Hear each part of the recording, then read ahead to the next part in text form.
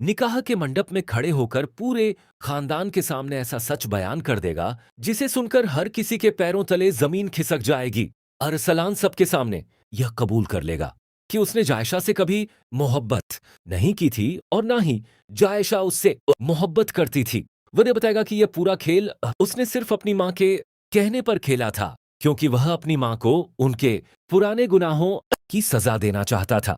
अरसलान के इस इकरार के बाद शादी का माहौल मातम में बदल जाएगा और हर कोई हैरानी और गुस्से में डूब जाएगा।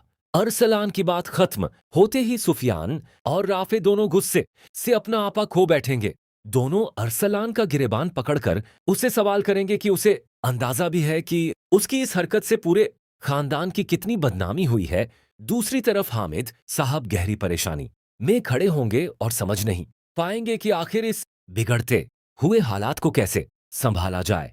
तभी वह एक ऐसा फैसला सुनाएंगे जो हर किसी को हैरान कर देगा। हामिद साहब ऐलान करेंगे कि शादी आज ही होगी, लेकिन अब जायशा का निकाह अरसलान नहीं बल्कि सुफियान के साथ कराया जाएगा। वह सुफियान से कहेंगे कि उन्होंने हमेशा यही कहा था कि जायशा सच बोल रही थी और झूठा उनका बेटा अरसलान निकला। इसके बाद हामिद साहब गुस्से में अरसलान को घर से निकल जाने का हुक्म देंगे और कहेंगे कि वह अब उसकी शक्ल तक नहीं देखना चाहते।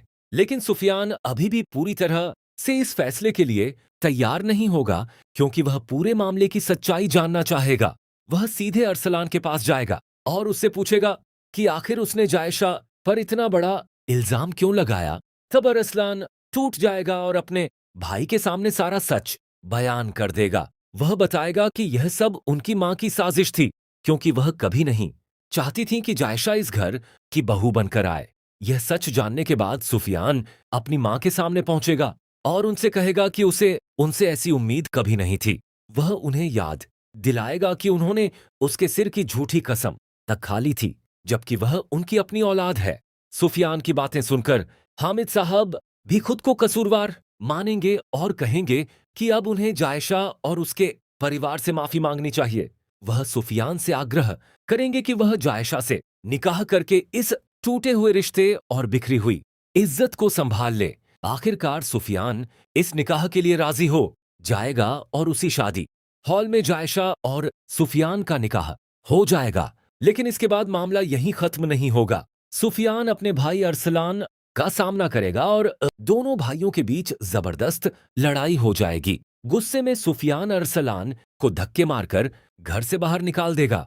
तभी हामिद साहब आगे बढ़कर कहेंगे कि उन्होंने हमेशा चेतावनी दी थी कि अरसलान इस घर में रहने के लायक नहीं है, लेकिन उस वक्त सुफियान ने ही उसकी सिफारिश करके उसे घर में रुकवाया था। उधर शेरी खामोशी से ये सब देख रही होगी। हामिद साहब उसकी तरफ देखकर कहेंगे कि उसने भी बहुत बड़ी गलती की है, क्योंकि उसने एक मां होकर झूठ का साथ दिया और एक बेटी की जिंदगी बर्बाद करने में पल भर की देर नहीं लगाई। यह सुनकर शेरी शर्मिंदगी के साथ माफी मांगेगी और कहेगी कि उसे अंदाजा नहीं था कि मामला इतना आगे बढ़ जाएगा।